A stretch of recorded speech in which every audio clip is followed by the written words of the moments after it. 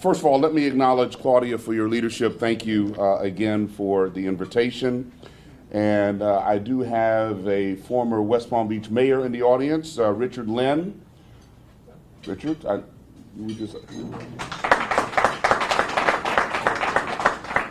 thank you so for your service and your continued involvement with our community.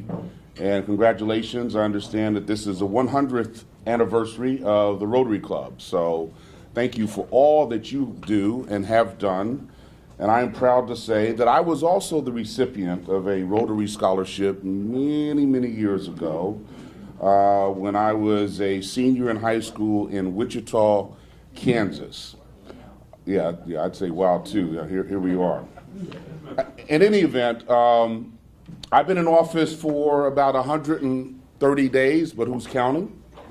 But it has indeed been a tremendous pleasure. And on April 4th, the voters of this city, on March 12th, the voters of this city bestowed upon me what I think is the greatest honor of my lifetime.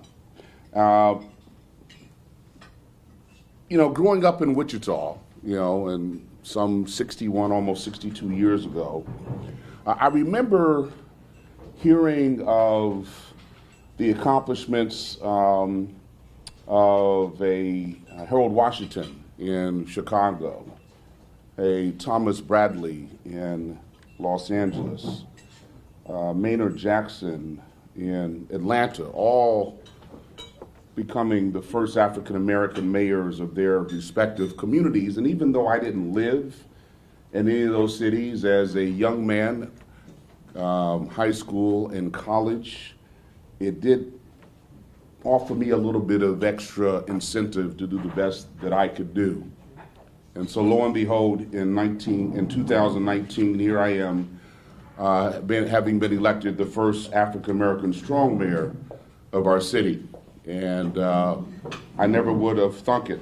What I want to do is talk to you a little bit about today about some observations that I've had in my first 130 days. We'll say 100, just to round it off. How's that? I want to talk to you a little bit about the mantle, the office, the men and women, our great city employees, and the mission. First of all, I would be remiss if I did not acknowledge and thank my lovely wife there, Lorna Anderson. And Ann, I see you in the audience, so you could go back and tell Lorna that even though she wasn't here, I did give her kudos. Lorna had never been through an election before. We met in 2015 after I had been reelected to the commission, and so she had no idea what she was getting into when it came to a mayoral election, but she was a trooper and stood with me. And she has also found serving as First Lady to be a little bit, as she says, overwhelming. An example, got elected the Friday, as you all may recall, there was a runoff election. Not a runoff, a recount after that Tuesday. On the Friday, there was a recount and it confirmed my election. So Lorna and I went out to dinner at City Cellar, and there were so many people coming up to the table to congratulate us and that type of thing. It was very nice. It was very humbling. And so Lorna left to go to the ladies' room at City Cellar, and she says even as she was in the ladies' room, she had women coming up to her talking about congratulating her, and she said in her words, she really had to go. And so she didn't want to be rude, but she had to go. So that was her first introduction to being the First Lady of West Palm Beach. And indeed, being mayor, it's a pretty big deal. It's life-changing. It is, rare that I could walk down Clematis Street without greeting someone. Most of the time those interactions are positive, but there are times when people are not afraid to express their opinion about the job that you're doing. And normally when they come up to you, it's with a complaint rather than a compliment, but that's okay. What I've learned, though, about the mantle, the position of being mayor, is that it comes with a certain amount of gravity because you are indeed the moral leader of the community. People are looking to you, particularly in times of crisis and division, which is what we are experiencing in our country today. And it's so important that you govern, realizing that it's the purpose and not the politics, which is the driving force.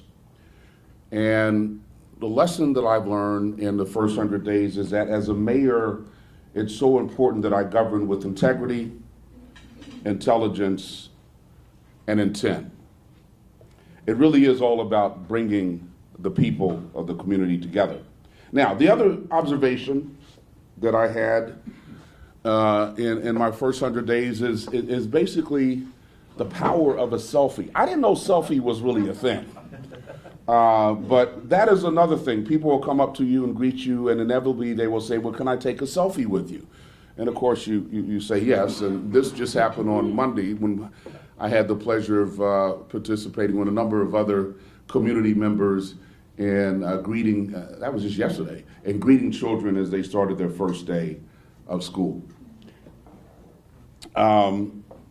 It also hit home, I had that dinner at City Cellar on that Friday night, and the next morning, Saturday, I had breakfast at a very nondescript diner up in the northern part of the county with a supporter and a friend, and we're sitting there, and at least 4 people came over, and I'm not even in West Palm Beach, I'm in North Palm Beach, came over to greet me and to say congratulations. So it is truly an honor, and it is humbling to be the figurehead of the organization. But there really is a sacred trust between the mayor and the community. And I think it's so important, I have found that it's so important to continue to respect and cherish that trust. I tell people all the time that particularly in this political climate, it's really the cities that are getting things done for the citizens. If someone's garbage isn't getting picked up, or their street isn't paved, or they're experiencing flooding, they're not calling Tallahassee, they're not calling Washington, D.C., they are calling City Hall. And before I go any further, you did meet members of my staff, Kathleen, my Director of Communications, Sergeant Key, who's Public Safety Liaison, and Tiffany, who is my neighborhood's first liaison, all of whom are doing a wonderful job. But as mayor, I take that responsibility quite seriously. I have to continue to lead a team, and we have about 1,700 employees, continue to motivate them to do what is necessary for the citizens of West Palm Beach. And that leads me to the next point, which are the men and women of our city, indeed our great employees. As I mentioned, we have 1,700 employees who work hard each and every day. And it really hit home to me the enormity of the task in leading an organization of that size when I walked in my very first day in office after having been sworn in on April 4th and go through when I walked through the lobby of City Hall, there in that lobby were about 60 employees who gave me a standing ovation, which was pretty cool, but it said, wow, this is a pretty big deal. What I have learned, though, about the employees of our great city is that, with rare exception, they all are extremely passionate about doing their jobs, about serving the citizens of West Palm Beach. And, as residents, and even as a commissioner, you kind of take for granted. The trains are going to run on time, the streets are going to get cleaned, the garbage is going to get picked up. But as mayor, you really come face to face with those men and women who are making it all happen behind the scenes. Our mission statement at the city is that in partnership with our neighborhoods, West Palm Beach delivers exceptional community service that enhances the quality of life. And I have found that the men and women who work for our city do that each and every day.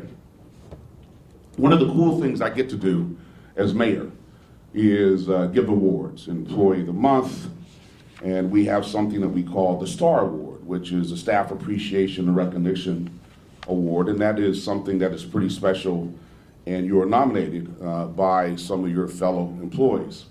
So let me introduce you to Joe and Foskey. Joe is on the left, Foskey is on the right. These are two watershed management technicians, and they were out just doing what they do in the watershed. Don't ask me what a watershed management technician does, because I really don't know, but I know they were outside working, right? And they happened to notice that there were a couple of men in one of the canals that they were adjacent to, apparently some golfers who were trying to fish out golf balls. Well, they observed that one of the men seemed to be struggling, was face down, the other man was kind of yelling, and so they literally jumped the fence from where they were working, ran over to the canal, and saved a life. So I had the opportunity to present to Joe and Foskey the Star Award, and shook their hands, gave them the certificate, and I said, what prompted you to do that? I mean, you realize what you just, not what they just did, but during the course of your action, you saved someone's life. And they both had they just shrugged their shoulders and said, hey, we're just doing our job. Well, it wasn't really their job to save lives. I don't know a lot about what a well-filled management technician does, but I know it's not, saving lives is not part of the job description. But that is the attitude, the mentality that they bring to what they do. And I've had occasion, I guess, to present 3 Employee of the Month awards. And those are always a surprise, right?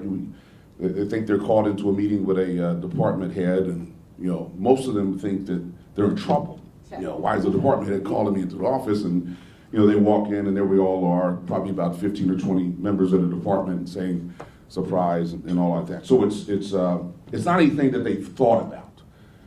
But without exception, every time I've done this, each of the persons that I presented this award to has simply said that they were just doing their job. And that's very gratifying as a leader of an organization with 1,700 employees. One of the other things that I've done is, and I'm sure you may have heard something about this, I campaigned on the pledge that public safety would be job one.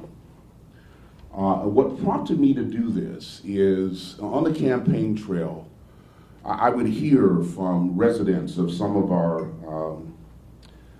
underserved communities, single mothers who had kids who they couldn't let their kids go outside and play because of fear of gun violence, or a young family, they had several kids, 2 or 3 kids, and when they would come home from school, they were concerned because when the kids would look out the window, they would see open air drug sales. And my promise to them as I was on the campaign trail is that we would address this. Now, the crime in West Palm Beach had been going down. Property crimes had been decreasing according to the FBI statistics. However, the city itself had the reputation for being, actually it was reported in one blog that West Palm Beach was the murder capital of South Florida.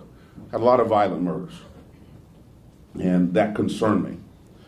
And another promise that I made on the campaign trail is that whenever there was a death, a violent murder in my city, I would show up.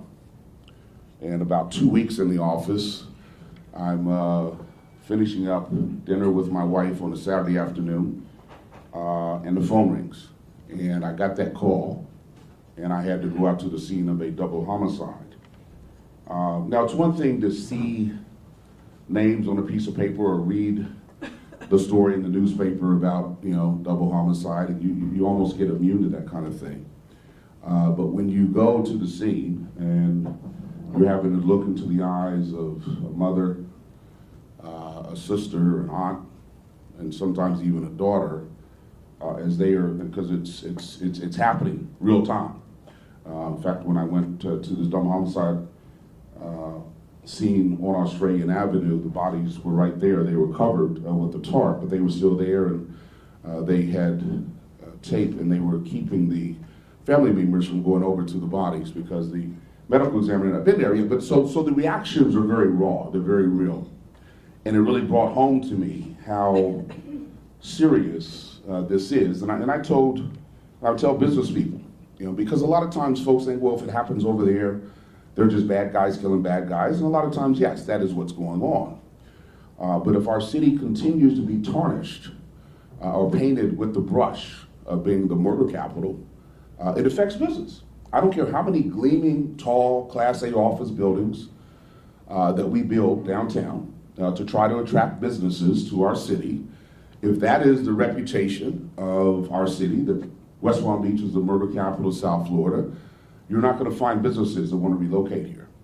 So the spillover effect from these violent crimes that are happening in some of the neighborhoods that most people don't really see on a day-to-day basis, it was having adverse impact on our economy. So I told people that I would show up whenever there was a murder. And I also felt that it was necessary that we make some changes at the top of our police department. So I did appoint a new police chief, and there I am with Chief Adderley, who has done a wonderful job, by the way. I don't know if any of you have had occasion to meet him or speak with him, but he was police chief in Fort Lauderdale, a city about 4 times our size, and had been a police chief there for about eight years, I believe, but was a native of one of those neighborhoods, similar to our Pleasant City or Coleman Park. He grew up there, so he knew that environment and rose through the ranks, became police chief in Fort Lauderdale. And I thought, based upon my conversations with him, that he would have a lot to offer.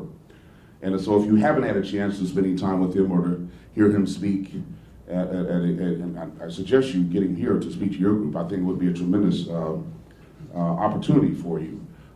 He is truly passionate about his job, but he is very in touch. I don't care what environment, what group you have been speaking to, and I've seen him speak to the Chamber of Commerce, I've seen him speak to neighborhood organizations. He's very comfortable and very able to communicate his message of making West Palm Beach a better city. And then sometimes it happens on the opposite end, when one of our officers gets injured in the line of duty, and I had to go visit one of the officers just a couple of weeks ago who had been stabbed by a deranged woman, and he was in the hospital at St. Mary's, and the good news is that he is healing, he's been released. But again, that's not a call that you want to get as a mayor either, is when one of your officers is either injured or killed in the line of duty. So these events, I guess, really bring home to me how significant this job is. Now, what are some of the things we've been doing since we have been in office? It was important for me to, obviously you got to put a team together. I'm sure I have some C-level individuals in here, and the important thing, I don't care what business you're in, organization you're involved with, it's so important to have the right team. So one of the first things I did was we streamlined the organization chart, removed the deputy city administrator, and we have now just, rather than 3 layers at the top, we have 2. And so all of this is about providing a work environment that I believe is more efficient and more accountable. Because that's really what it's all about. And again, I've said this before, our job is to serve you as the citizens of our city. And it's really about customer service. Now, there have been some other things that have happened since I've been in office. Never once did I imagine that I would be on the national news, certainly not Fox, and certainly not talking about something called a song called Baby Shark. Now, if you haven't heard that song Baby Shark, don't do it. You'll never shake that sound out of your head.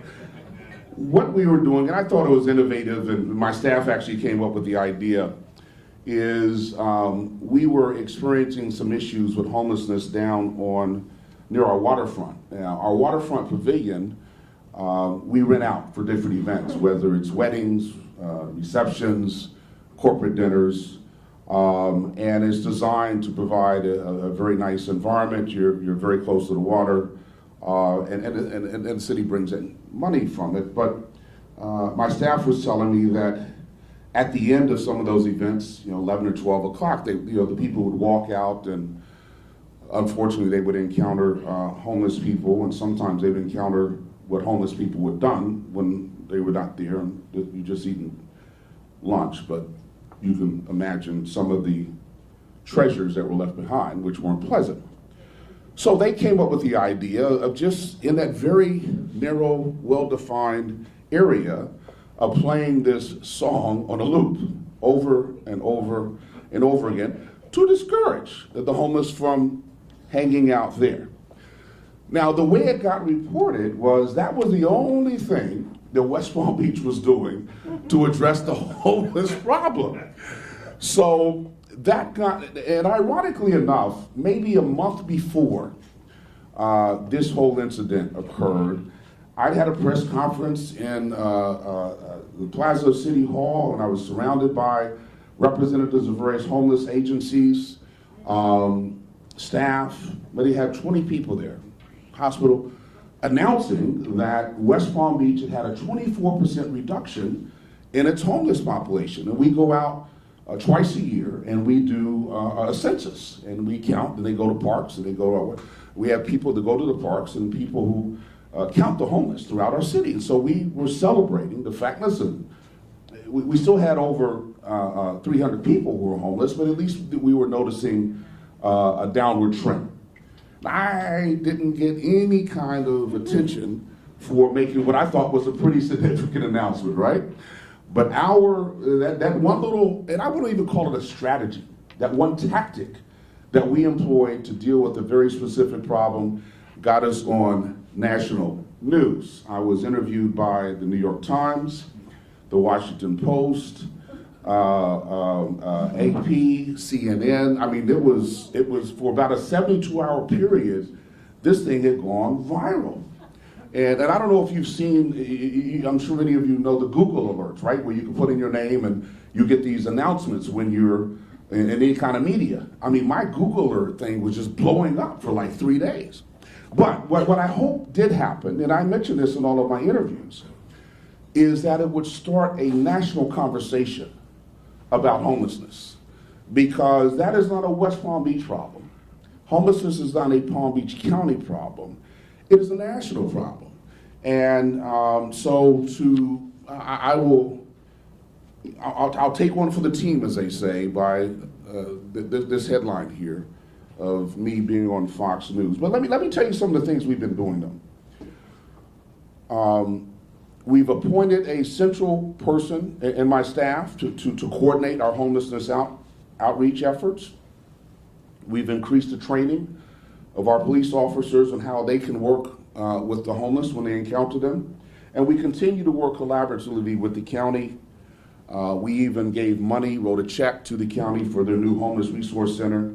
And we're always looking for opportunities to leverage funding, whether it's at the local, state, or federal level. Yesterday, I had the pleasure of touring what I think is a great program in conjunction with one of the hospitals and the, who was that helped sponsor the bus?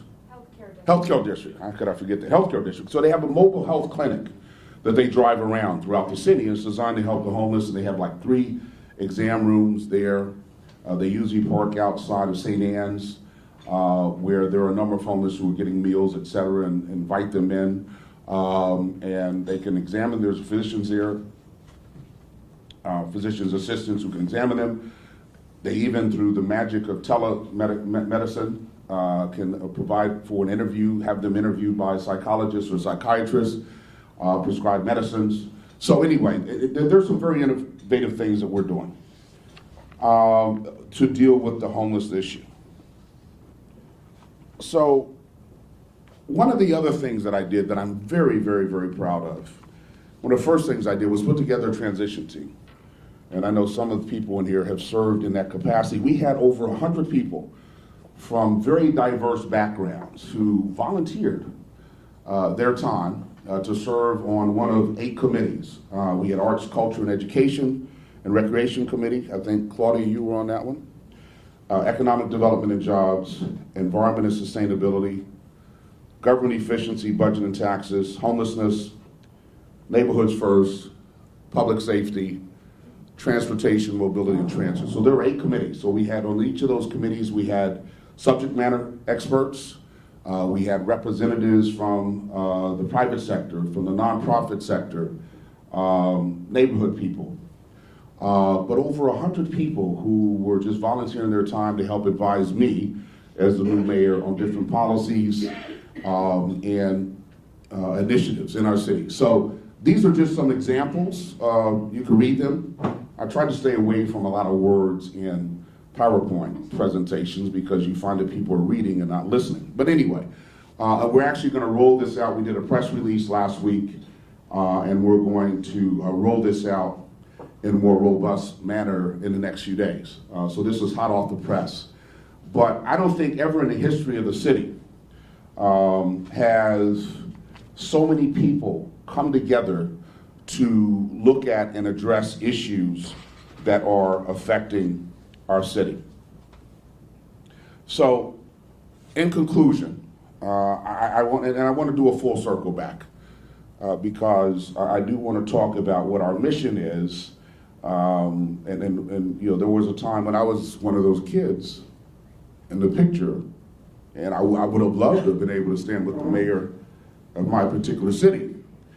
But all it does is, when I look at that picture, I see the future. And as I've said before, it's all about what are we doing? What am I doing as the mayor of a city to create what my vision is, which is a community of opportunity for all. And when I look at that picture and it's framed in my office, it continues to inspire me each and every day. So thank you for your time. Thank you, sir. We'll take a few questions. Yes. I'm happy to take questions. Over. We're running a little. Okay, I'm sorry. Yes. When you try to recruit new businesses and investment to West Palm Beach, what's your sell? Why West Palm Beach versus some other community? Well, our biggest sell, particularly if we're looking at businesses coming from other parts of the country, is the Florida tax base. But even if we're competing against other cities in the state, I think one of the big advantages, even in the county, I think one of the big advantages that West Palm Beach has is we have this active urban core. And the younger generation, the millennials, they want to live, work, and have fun, kind of all in the same area. You know, I've got 2 kids. I've got a 31-year-old son, 29-year-old daughter, unfortunately not living here. One lives in New York, the other one's about to move to LA. But they don't own cars. And that's not a priority for them. You know, they do Uber or they are living in a city where you can get mass transit.